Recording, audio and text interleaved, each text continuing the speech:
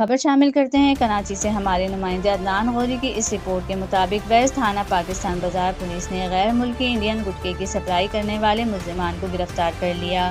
Police نے snap checking کے دوران 2 موٹر سائیکل سوار 3 اسمگلرز ملزمان کو گرفتار کیا۔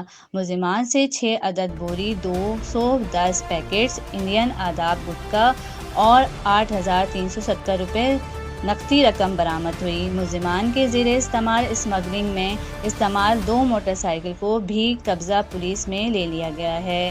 ملزمان کے خلاف سندھ گٹکا ماوا ایکٹ کے تحت مقدمہ درج کر کے تفتیش کا آغاز کر دیا گیا ہے۔ گرفتار ملزم میں عنایت اللہ ولد محمد قاسمی، حسن ولد غفور اور جمال احمد ولد نیاز احمد شامل ہیں۔